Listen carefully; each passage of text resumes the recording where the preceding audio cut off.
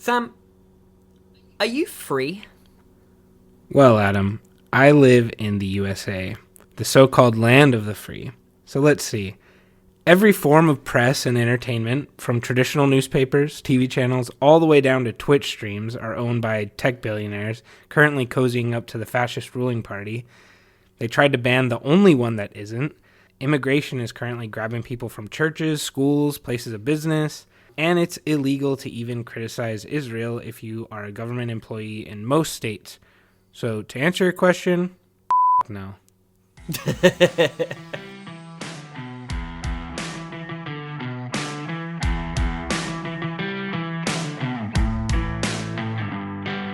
Welcome to Revolutions of Our Time, a podcast where we investigate protests, revolutions, and how to fight the good fight. My name is Adam, and with me, as always, is a man who once fled the United States to find his freedom in Hong Kong.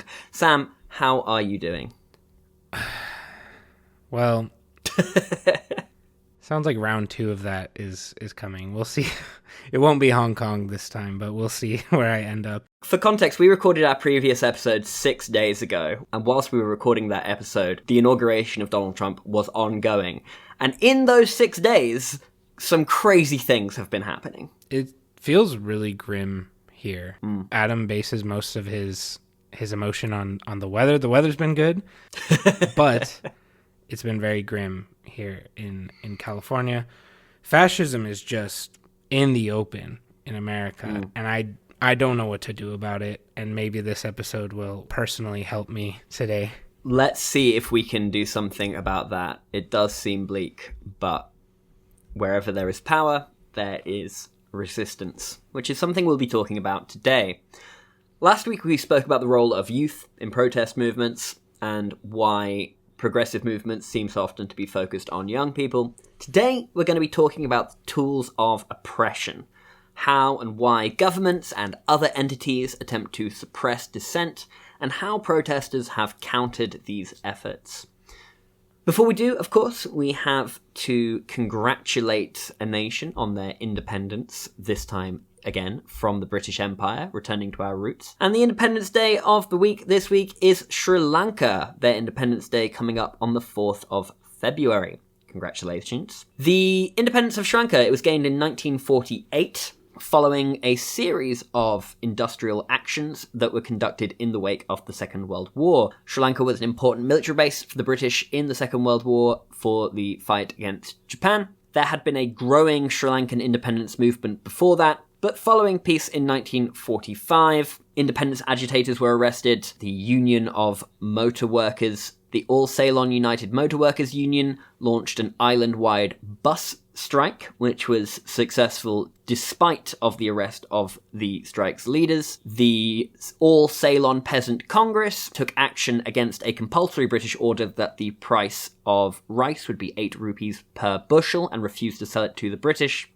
There was a general strike in 1946, and following some elections in 1947, there was some unrest. Government clerical union service member V. Kandasamy was shot dead. The British were successful in breaking the strike, but it was clear that their position was untenable, and following elections in 1947, power was handed over to the Sri Lankan United National Party. Clear example of collective action working well. Congratulations. Congratulations, Sri Lanka. I know that there were some ups and downs with that independence. There was some violence in the later 20th century, but from what I know from many friends that have visited, it is a very, very lovely place now, and often overshadowed by its neighbor, India. Sri Lanka, though being an island, is a pretty big place. There's like tigers and elephants that live on it. I think rhinos as well.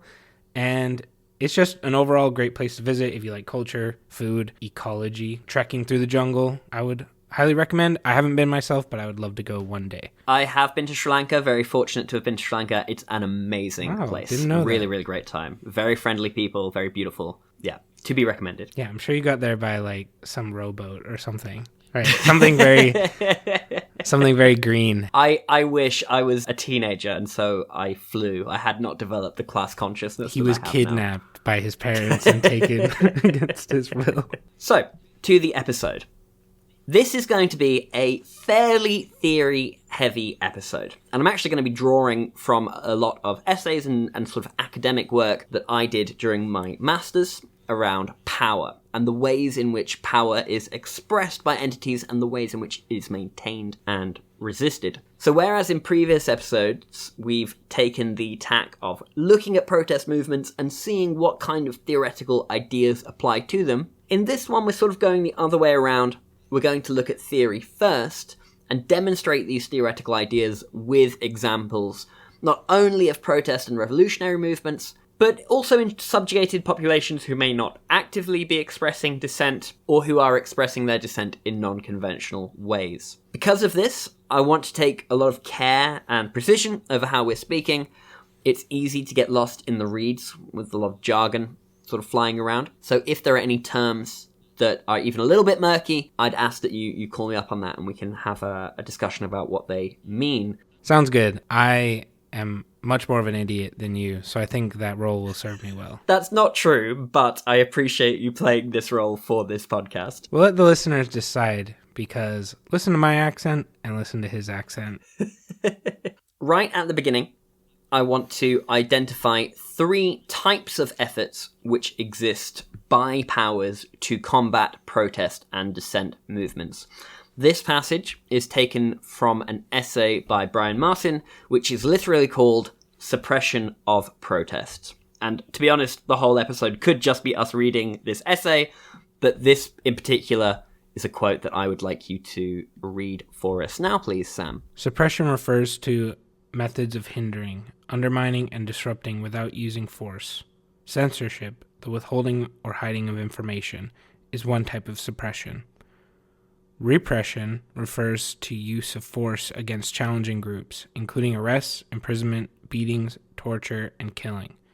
Oppression is the systematic domination of subject groups through social arrangements such as economic inequality, political exclusion, and racial domination. So I think that's important just to keep in mind for now. We may revisit it more directly later on, but for now, just bear in mind suppression, censorship, repression, and oppression. Subtly distinct things, but are the sort of broad categories of how powers that be, most often governments, express their dissatisfaction at protesters. Those are good terms to define because I think most people use them interchangeably. Yeah, and in some instances they may be interchangeable, but there are subtle distinctions which become important when doing things like this. So I think this is a fairly timely episode for us to make. It may not be timely by the time it comes out, but we're recording this episode, as mentioned, 6 days into the second Trump presidency, and people are already seeing suppression. Sam, you were telling me a little bit earlier in the week about your experiences with shadow banning. Could you tell us what that is and what your experiences with it have been? So shadow banning is the process by which a social media platform essentially bans new users from finding certain people's content. They don't ban the account altogether, but they put mechanisms in place to hide the accounts from the general population that aren't already following them. I believe this was a myth. I didn't think it was real. I thought it was a conspiracy for a long time. It wasn't until very recently I heard someone we've mentioned before, as the streamer Hassan Piker, say that he is shadow banned from Instagram. I pulled up my Instagram. I could see his stuff fine. I could find him very easily. So I thought he was also overblowing it. But then I was having lunch with a friend who doesn't follow Hassan. And I said, hey, can we test something really quick? Can you pull out your phone and can you just search for this guy on Instagram who has, I think he has over 1 million followers. So he'd be one of the first to pop up, typically. He was typing his name. There were different accounts that were like Hassanabi clips, Hassan Piker clips, Hassan highlights, but not the actual account itself. Not until you typed out his full handle did it pop up. Now, that was just one person, but then this week, even very neoliberal outlets on Instagram, like The Daily Show, Jon Stewart, Stephen Colbert, like Stephen Colbert, super centrist, right? John Oliver, were not able to be searched for on Instagram. Their terms were blocked, essentially. I was trying to find a clip on Instagram from Al Jazeera, their English account. And Al Jazeera, for those that don't know, is a Qatari-based news outlet. They have very good coverage over all things Palestine. The Middle East coverage in general is fairly good. And then around the world, their documentary coverage is very good. Just don't look up anything about the Qatari government, because that's where it grows very skewed. But in terms of critique of British, American, Chinese policies, it's actually a very good outlet to follow. And not only could I not find them, I was already following them. And I had to go through a Google search to find their Instagram account, even when I typed out the full name on Instagram, and I was no longer following them. I had been unfollowed from the Al Jazeera English account. All the while, I have many friends that have told me this week that their accounts had auto-followed Donald Trump, J.D. Vance, and Melania Trump. It's been a weird week. Why do you think that is? Well, the last part for ego. But why do I think they are shadow banning anyone nominally to the left of politics in America? I get it with the Al Jazeeras and the Hassan Pikers because they're fairly fringe. There will only be a small group of people that notice that, and they're already making a fuss anyway. But the Stephen Colberts, the John Olivers, to be honest, I don't really know, because that one feels more blatant, and that is how you radicalize the average person. I think that you're broadly right that these are groups that make a fuss, right? In the sort of the Al Jazeeras, the Hassanabis, they're making a fuss. With John Oliver, with Stephen Colbert, people like this, I think there are a few things that are going on. I think that, one, even though these are somewhat centrist groups, they do express dissatisfaction with the Trump presidency and his doctrine and his ideology. I think that there is an element of ego, as you say. I think that the oligarchs running these platforms are trying to curry favor with the Trump administration. And in terms of it being something that radicalizes people, we're going to get to that more in a minute, but I think it is evidence, A, that Donald Trump is not particularly intelligent, and B, that the state apparatus is not as strong as we think. I think that this is a pretty blatant expression of their own power and something that they hope to serve them in this way, even marginally. And this is really what I want to focus on in this first part of the episode, which is power. Power is something that we haven't explicitly talked about before on the podcast. We've talked about protest and dissent and states and the right, but really what we're talking about in all of this is power. It's the way in which states operate. Whenever we're talking about the state, oligarchy, the ruling class, we're talking about the ways in which power is exercised by these groups. But I do think it's a term that people take for granted sometimes. So I want to ask you, Sam, if you were to give a definition of power, how would you define it? I'd say short answer is that it's the influence or ability to control the actions of other people. Mm-hmm. When you're looking at the structure of a company, right, a boss often gets workers to do things they don't want to do because they have power over them financially, in a security sense for life. When we're talking about countries, it kind of is that ability to influence others. If you look at the United States and the hegemony they've had since, the late 80s, they can get their allies to do things that their citizens might disagree with. That's a display of the muscle and power of the U.S. If you think about a country like Mexico in the 80s or 90s, the government had little control over vast swaths of the country. They had lost it to cartels. Many people would go to certain parts of Mexico to essentially avoid the law. And so the inability to influence the actions of their own citizens was a reflection of how little power the government had in that situation. I think you're right. I think that aligns pretty well with most people's understanding of power, a general understanding of power. And I think that that's accurate. But I think that when you look at the academic world, definitions of power have moved on, become a bit more complicated. And this is a criticism that people have of social scientists, which is that they complicate what are quite simple ideas a lot of the time. But there is a reason for doing so, right? Which is that if you have only the sort of general understanding, the general idea, that really limits what this idea can do, and it might not reflect the actual ways in which it is used in the world. So academics used to understand power as something that was sort of out there somewhere, vested in a sovereign entity or a company or rich people. Or something that will flood into a vacuum, right? Yeah, something that is waiting to take place. And this is why when we have been talking about protest, we've been talking about the importance of unions and collective action. It's because there are these groups that have more power, and so it is only by banding together and combining our power that we have the ability to stand up to these organizations. Now, in 1974, academic Stephen Lukes offered 3 modes of power, 3 different ways in which power could be understood. The first mode, that he calls the one-dimensional mode, defines power much as you did. It is the ability of party A to get party B to act in a way that is in the interests of party A, contrary to the interests of B. Getting a group of people to do something that is not in their interests because it is in your interests, right? Mm-hmm.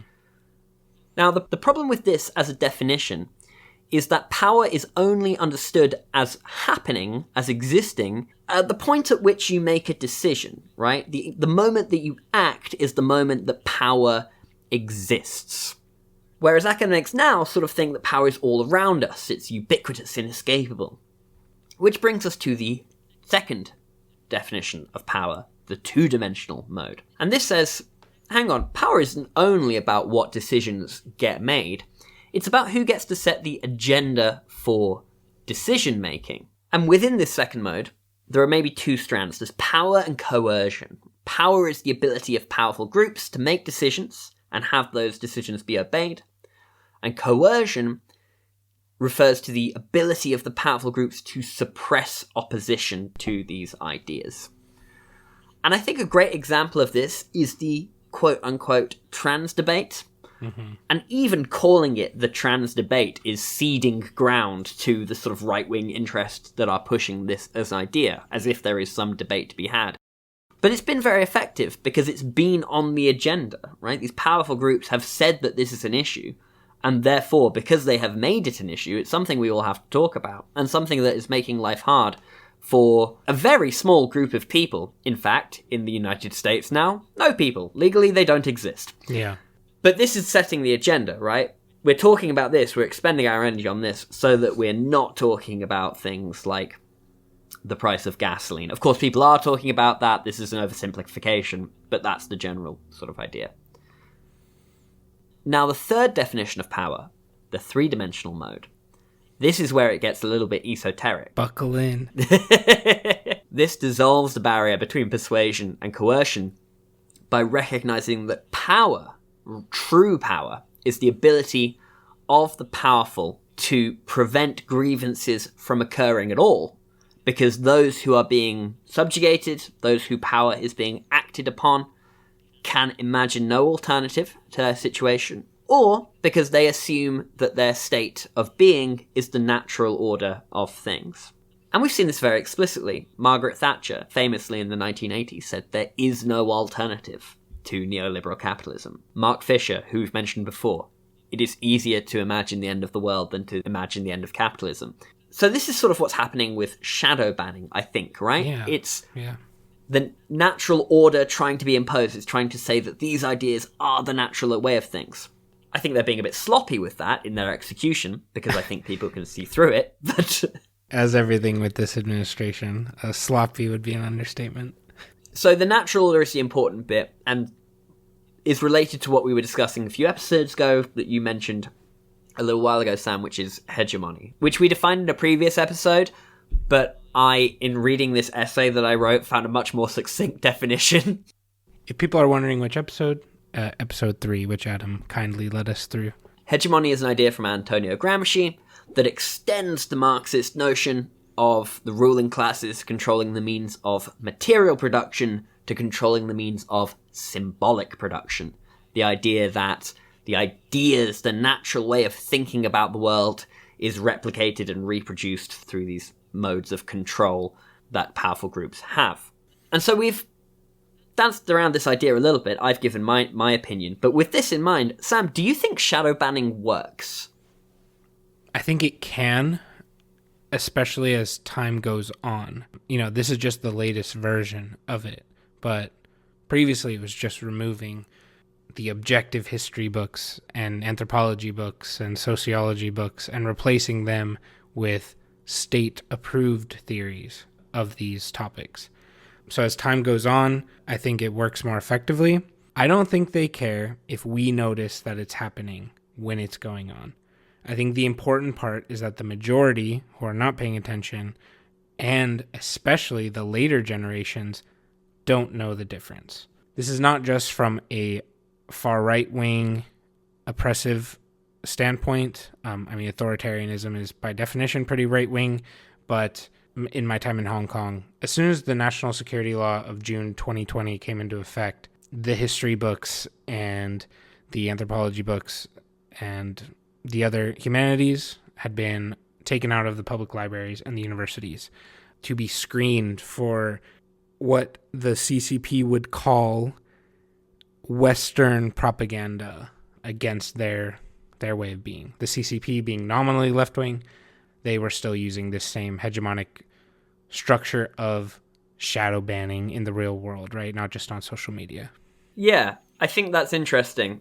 And sort of mirrors what some academics say, which is that the thing about hegemony is it doesn't act upon these sort of automatons who don't have any preconceived notions of the world, right? It's people who have experiences that these actions might contradict. I think that a good example of this is when you look at the job market. If someone has a shitty job, maybe they're working at McDonald's or something, you hear all the time, oh, if you want more money, get a better job. But A, the lived reality is not quite so simple as that. Jobs don't just happen. And B, don't you want these services? And if you want people to be working in these services, should they not be able to afford to do it? By your logic, no one should work in these jobs. Right. I've had this conversation with people before about service jobs, and I think a counter that right-wing people and centrists in America use, especially the older generation, would say that these are not jobs meant as a career, and that insert out group, immigrants, whatever, are taking the jobs of our young people. Like, I had a job. I worked at McDonald's when I was 14, and it was great. And they shouldn't be asking for $20 an hour because it's not a career. And my kid can't work at McDonald's now because they're taking those jobs. It's funny, actually. I was just listening to a different podcast earlier today, Adam Conover's Factually podcast, where he had someone on who was talking about this exact thing, saying that he meets older people who started as sort of line cooks in McDonald's back in the 70s, and now they're all millionaires because they worked their way up the ranks and started franchises and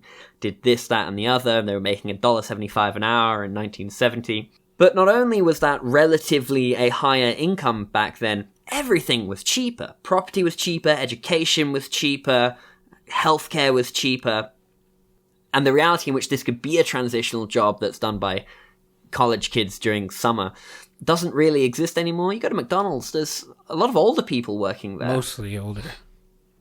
So power in the modern sense seeks to present its ideological underpinnings as natural. Because if you present it as natural, the sort of way things should be, then the people who live under that system will work to regulate themselves because they want to live how things are. They internalize these ideas that they just have to work harder, they have to get a better job, and that the system doesn't need to change, they just need to change themselves so that they operate better within it. This is me skipping over Foucault a little bit. I said at the end of the last episode that I would be subjecting us all to Foucault, but I've managed to sort of avoid him a little bit. But something that Foucault does say... You promised us... Also, explain who Foucault is. Michel Foucault was a French academic who wrote a lot about power, and most of the ways in which academics understand power now is either directly influenced by Foucault or written in opposition to Foucault, right? He is sort of a central pin in this academic study, whether you want him to be or not. You kind of can't avoid him. And it is almost impossible to understand when you read it. You need someone else to explain it to you, and then you need to read it 4 times just to understand what one sentence says. It's impenetrable. But he does have some banger ideas. That's why he got to be in the position that he is.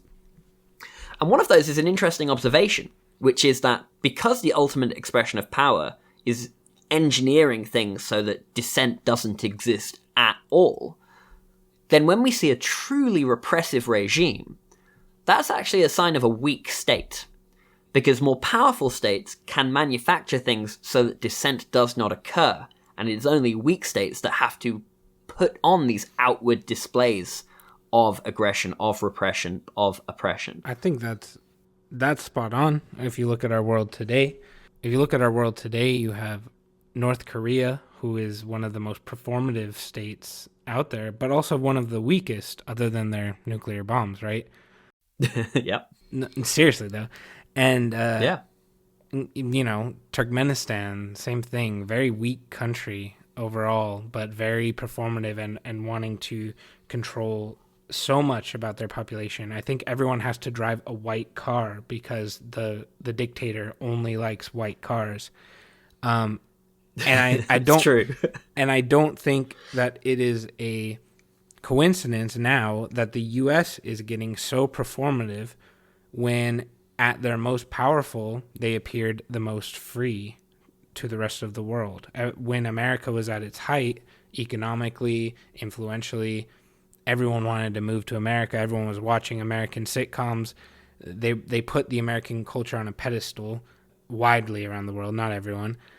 And nowadays, as they embrace, at least half of the country embraces this circus of theatrics and the rise of this fascist methodology, in reality, it's just a reflection of the decline of U.S. power abroad. And you have more and more countries joining BRICS and working without the U.S. and joining the Chinese sphere of influence because they offer so much more than the U.S. does. I think the world is starting to realize that there's not as much promised in partnering with the U.S. economy as there used to be, and just the threat of constant war may not be what their people want, and they might want some infrastructure instead paid for by the CCP. They're very good at swaying people in the soft power way. And I think that's true even domestically, right? Like, the ability of the US state to offer support to its citizens has been deliberately eroded over the years. And we are seeing more and more of this performativity, more and more of this outward display of aggression, even on its own soil, right? All of these ice trucks and raids that have been going on that you've been telling me about the past week are harrowing.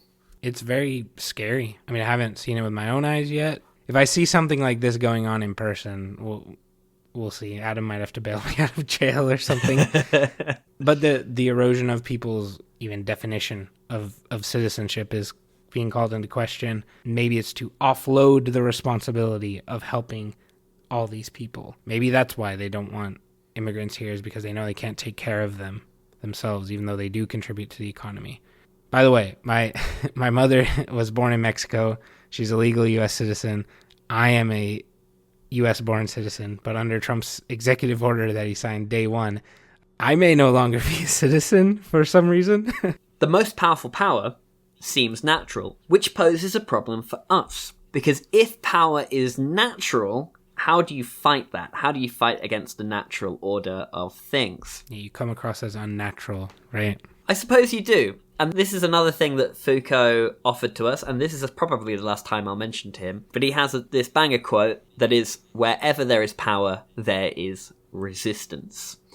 And he used this as a way to analyse the ways in which power was undermined. But another academic, Leila Abu-Lughod, argues that actually, by taking this as an idea, you can use resistance as a way to observe and understand power. And this is something that I really want the listener of this episode to take away, and I think is kind of the main project of this podcast, which is that if you look at resistance with a critical, analytical eye, you can reveal the ways in which power works and is exerting itself upon the world. Now, the example I gave when I was talking about this in my essay was of Egyptian Bedouin women rebelling against patriarchal Bedouin power structures in their communities by buying makeup and lingerie.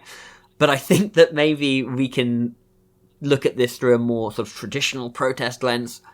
And I think maybe we could just have a chat about your time in Hong Kong and see some of the ways in which you witnessed resistance and see what that can tell us about the power structures that were existing there. So I'm wondering, Sam, outside of the main protest movements, which is, people being on the streets, what were some of the ways in which you saw dissatisfaction being expressed in the city? Something as contentious as that was a bit generational.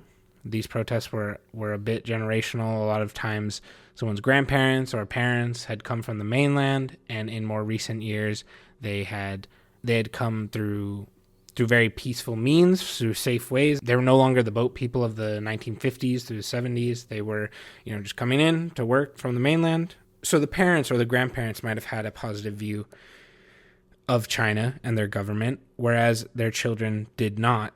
And so there were clashes in households all the time. Often you'd see discussion and arguments between the youth and their parents, or even just adults and their parents, because they're multi-generational households in Hong Kong, very commonplace. And even this was a big shakeup to the culture, because in Chinese culture, you listen to your elders, right? They're in the right.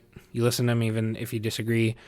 And that was one point of the elderly people saying how misguided the youth were. See what they're doing now. They're talking back to me. They're challenging my ideas. This reflected into schools. There were kids from families that were in support of the CCP, kids from families without.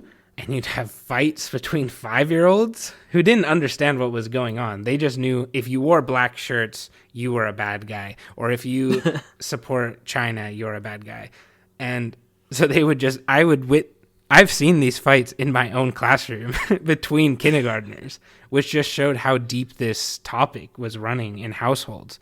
I'm avoiding speaking on direct protests themselves, at least the marches and the like, but the youth then had to spend a lot more time outside of the house because they wanted to avoid the tension. But one thing I witnessed every night was sort of the battle cry of the Hong Kong people. I lived right outside of a park. My balcony just looked into it in Shengwan. And every night, 10 p.m., there was a group of probably like 20-year-olds. There was like 3 of them. They would yell out right on cue, different protest rally cries. And being Hong Kong, there were 40-story buildings encircling the park. And you would just one by one hear different responses echoing out of the windows.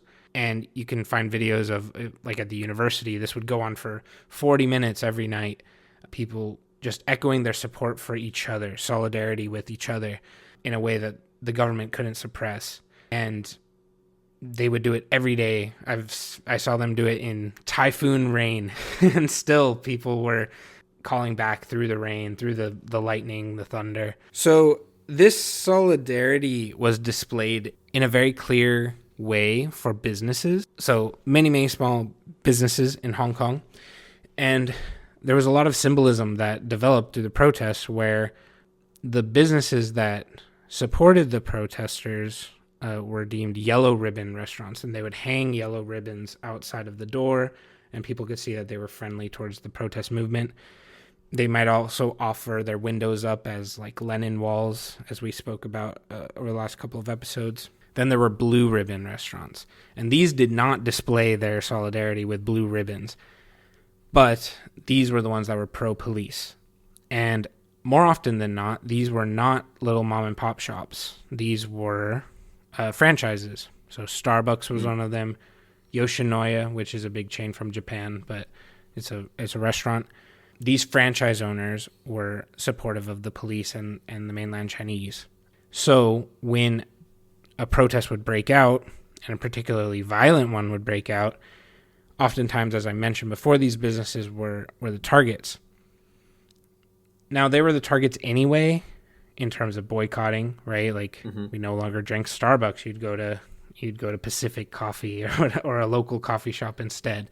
Bank of China was one of these, but that was only made clear when people were smashing up the ATMs. The interesting part is there's videos of Hong Kong protesters who smashed up ATMs to where money came out, and they just left the money on the floor because that wasn't the point. It was to vandalize the bank. Well, I think that's a great example, right, of the power being revealed in the resistance, because the power they're interested in is not the money, it's the symbolism of the bank and the position of the bank. And didn't you mention also to me at one point an example of airdrop being used effectively by protesters? Yes. So if you were around any of the artery zones on a strike day and you had an iPhone and you had airdrop on, it would be consistently buzzing. You would get messages literally every 2 seconds. With 30 was the amount of images you're allowed to share at once on airdrop. And it would be 30 images. And it's like, do you accept this from this anonymous user, this anonymous user? And it would be schedules for future protests, artwork, different screenshots of news articles and images from other protests where protesters had been badly beaten or arrested. Have you seen this person? Missing protesters. It was nonstop. You would just get ping, ping, ping, ping, ping. If you were in a train station especially, the reason I brought it up before is the interesting about that was it also showed solidarity because there were the frontline youth at the trains shoving umbrellas onto the tracks in between the doors, fighting off the police, and behind them, just this sea of people trying to get to work, me included, and everyone playing the part of concerned citizen on this strike day. But statistically, everyone's on their phone, right, trying to make sense of what's going on. Statistically, many of these people are the ones sending the airdrops. So they're in the crowd and they're doing their part, spreading the word without being the ones on the front line. As a way of combating censorship. Exactly, yeah, exactly. I think Telegram emerged. That was when I first heard of Telegram, the app, as a way to communicate without censorship. I think it has since changed policies, at least in some countries, because after that national security law, all the Telegram groups went dark. So I assume that China had backdoor access at that point into... Signal is the app you want, comrades. All right, there you go. Signal is the young man's Telegram. These are really interesting examples of how resistance can reveal the kinds of power that was in place, right? Airdrop being used as a means to communicate information reveals how to combat censorship. Now, Brian Martin, who wrote Suppression of Protest up at the beginning, has a list of tactics that are used by states to repress, oppress, suppress protesters. And I think it would make sense to just go through them quite quickly. We've got some examples sprinkled in. One is cover-up, which is where governments and corporations may refuse to collect information, publish information. For example, if environmental campaigners need to use information about pollution, natural disasters, CO2 emissions. If this data isn't collected or isn't released, you can't really do that. So this is cover-up activity, media blackouts, things like that. Or even if protests are not considered newsworthy. On a episode we recorded that will be released later on, we talked about how Just Stop Oil protesters would blockade ports, but that wouldn't make the news, whereas spraying paint on Stonehenge would. Right. I think in Hong Kong this was done with the police action. There were never reports published. That was one of the demands. People wanted to hold the police accountable, and the state protected them. Another tactic is devaluation, and this is any method means to discredit protesters, labeling them as terrorists, naive. We spoke about how the youth are often dismissed for being naive last week, about how movements can be trivialized, people can be painted as extremists. I think we've seen this a lot, particularly in sort of pro-Palestine movements. Absolutely. How anyone who expressed sympathy is a Hamas sympathizer. But Adam, do you condemn Hamas?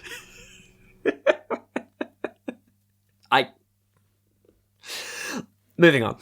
Misrepresentation, using the claims and arguments of dissenters in an unfair or untrue way, or lying or blaming them for things that they are not responsible for. This is currently happening in Slovakia. Pro-Russian corrupt President Fico has argued that there is a plot developing to overthrow his government, and thus he wants to enact these stricter security laws. And as evidence that there was a plot to overthrow this government, he said that there were reports of protesters gathering piles of cobblestones to throw at Parliament. And then he shared a photo of the cobblestones that were gathered by the protesters. Sam, there are 12 cobblestones in this picture. I'm going to send it to you now. We'll put it up on whatever social media we have when this episode is released. Take a look at this. Oh, and this is... You can barely see them in that photo. Also, this is like in the woods. It's I don't even know if there's 12, but to the listeners, it's just like a handful of cinder blocks in a bush. Yeah, it's completely underwhelming. Slovakian friend sent that to me. It would be funny if the consequences weren't so dire. As most things these days. Indeed. Then there are official channels, the use of laws, regulations, official processes to try and restrain and stifle protest. For example, tax regulations which contribute to movements may change, charitable status may be taken away, lawsuits may be enacted. In the US, these are often called SLAPP actions, strategic lawsuits against public participants. An example of this in the UK is the Crime and Policing Bill, which was passed in 2022 as a direct response to Extinction Rebellion and Black Lives Matter. It expands police powers massively, increasing the ability for officers to stop and search people without suspicion. It makes trespass a criminal offence rather than a civil offence, and massively reduces the barriers to police breaking up protest movements, and meaning that if you do not comply with police orders upon leaving a protest movement, that is also a criminal offence. And to demonstrate how power flows, and I didn't know this until doing research for this episode, the bill was based on a 2019 report from the conservative think tank Policy Exchange, which received $30,000 from ExxonMobil, and the purpose of the report was explicitly to demonize Extinction Rebellion. Classic Exxon. Then there is disruption, which aims to undermine the solidarity of movements. It can use infiltrators, members of the police, sort of breaking into groups, sowing dissent. This was used heavily by the FBI to destabilize the Black Panther Party, completely illegally. They worked to incite group violence, sow dissent, spread false information. There were false letters sent from the US to movement leaders, all kinds of stuff like that. And then, of course, intimidation, threats and physical attacks, threats of arrests, beatings, threats to individual livelihoods or opportunities. Mm-hmm. But Brian Martin does offer us some examples of how these measures can be countered. For example, the counter to cover-up is exposure.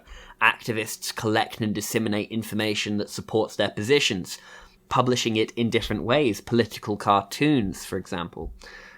The counter to devaluation is validation, which focuses on building up a movement's credibility. You may try and recruit some prominent people to speak on behalf of your cause, or you might dress up in formal clothes. Now, I think sometimes this focuses a little bit too much on trying to please the white moderate that we've spoken about before. Right. But also it came up during the Extinction Rebellion protests at Marble Arch that I was a part of. I remember there was a guy he was a carpenter, and he was dressed in a full suit with a Macintosh jacket. He looked a bit like Inspector Gadget. And he made the point, he's like, I'm dressed like this deliberately because I want people to recognize us as sort of a respectable institution, which may be an effective tactic in Britain, to be fair. Well, the adverse of that, Adam currently has a mullet.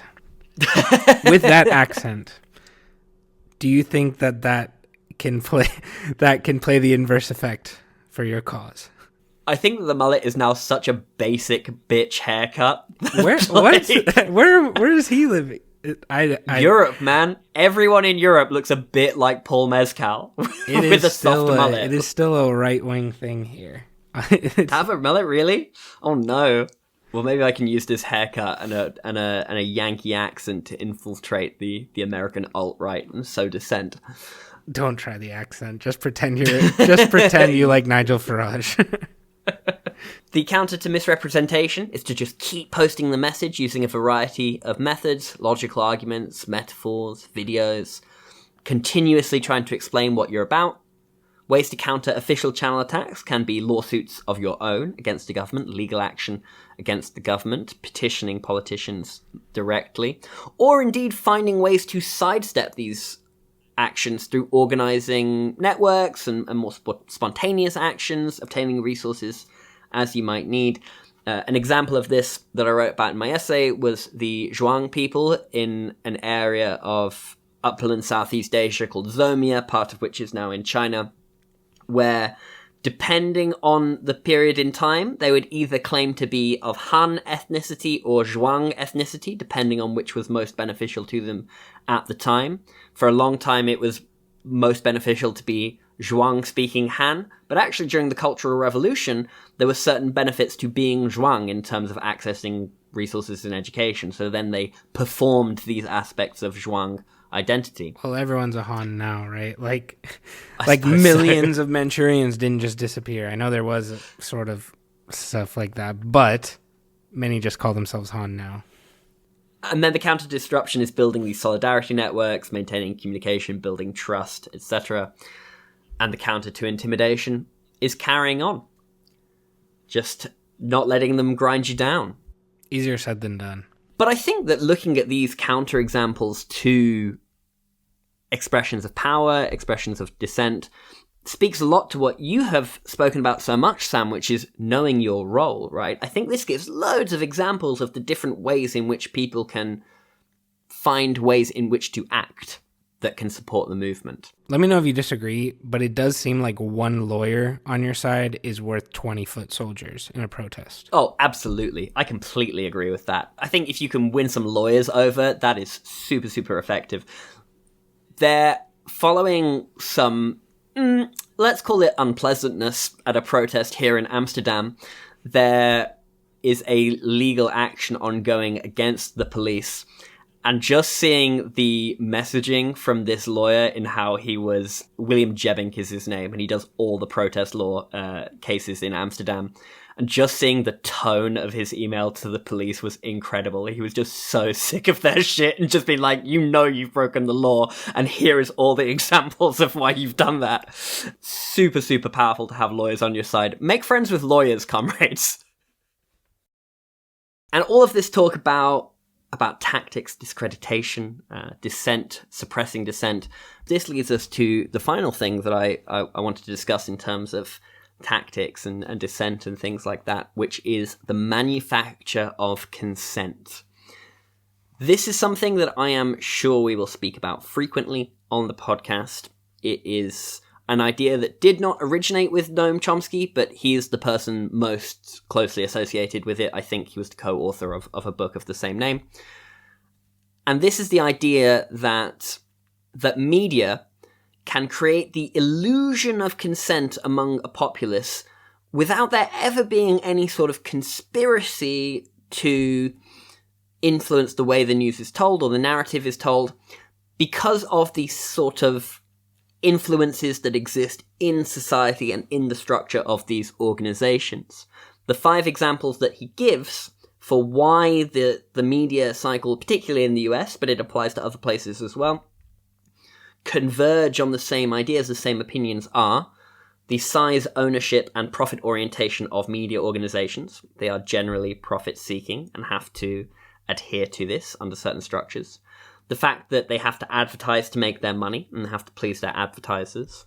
The way mass media news is sourced, hidden behind gatekeepers such as government officials, things like that, and editorial appointees often being more political appointees than anything else. This is certainly the case with the BBC. The flack that they might get from the public for having presented unpopular ideas. And the 5th idea that Chomsky states as the reason that consent converges in these areas is anti-communism, the pervasive anti-communism throughout the US, although he amended this in the post-war era to be the war on terror. He said that the war on terror plays the same ideological role as anti-communism did before the fall of the USSR. Yeah, I think that's accurate. I think it's just the fear of the other that fuels it. I think in Trump's inauguration speech, he's not been playing up how great America will be as much as he used to in the past. Instead, what he focused on is how America will defeat its enemies.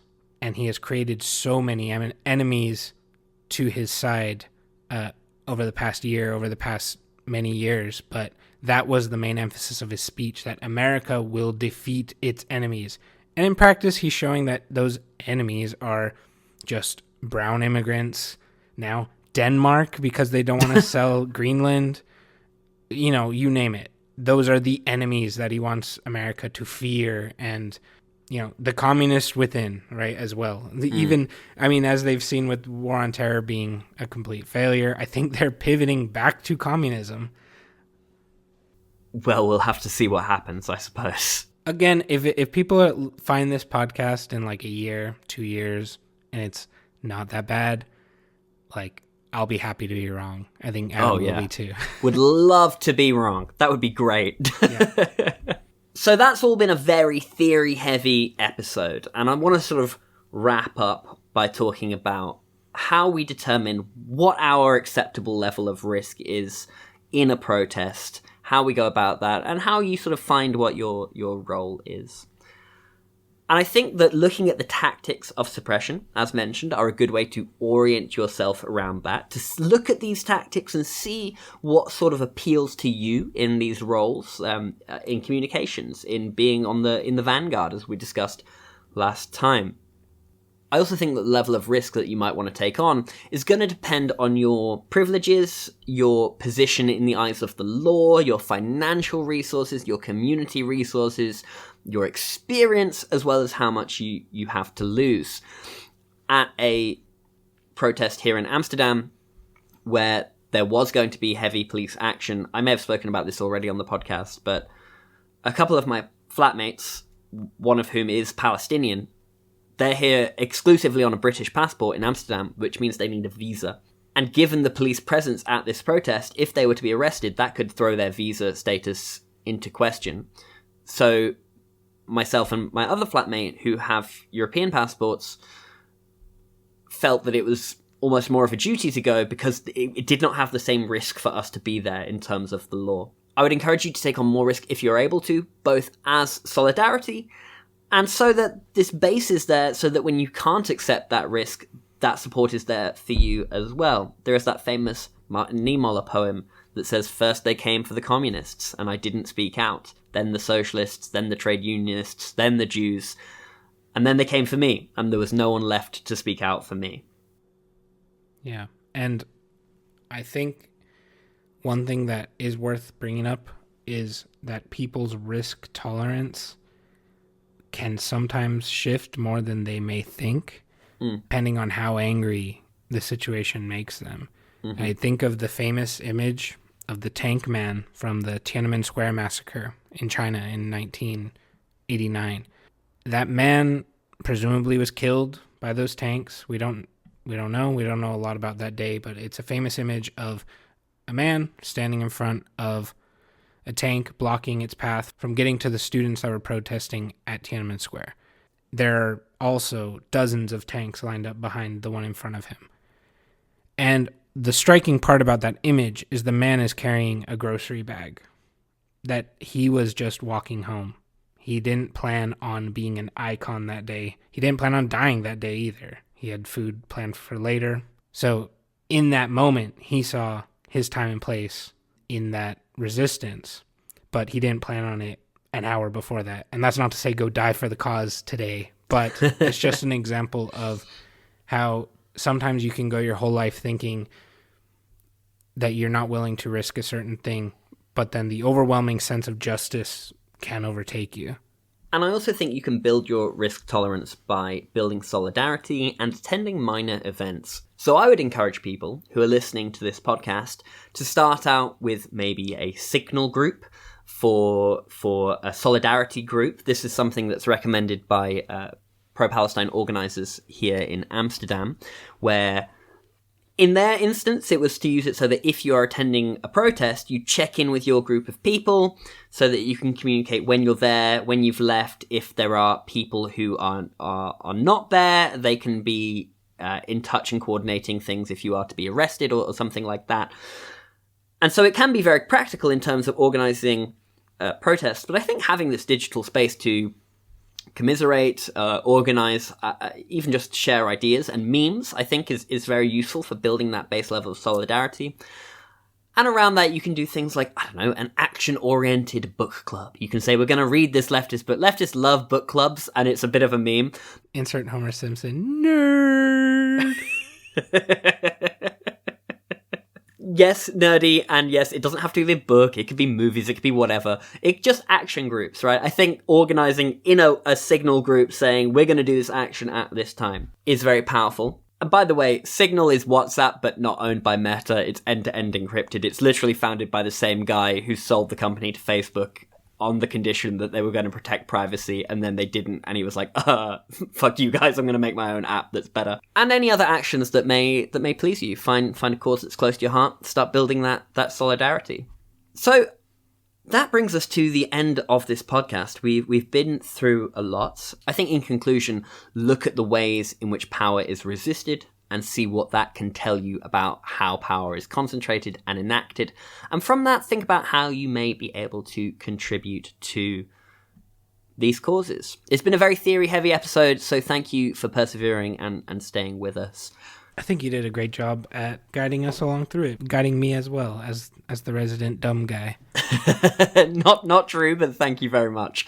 Do you have any final thoughts before we conclude here?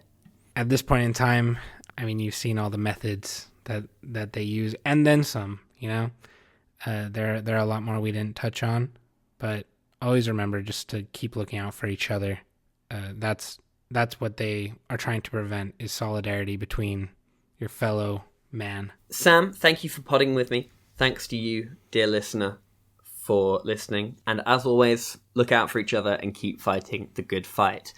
To conclude, it turns out I have lied to you, listener. I said there would be no more Foucault, but we are concluding with a Foucault quote. Sam, take us away. The real political task in a society such as ours is to criticize the workings of institutions that appear to be both neutral and independent, to criticize and attack them in such a manner that the political violence that has always exercised itself obscurely through them will be unmasked, so that one can fight against them.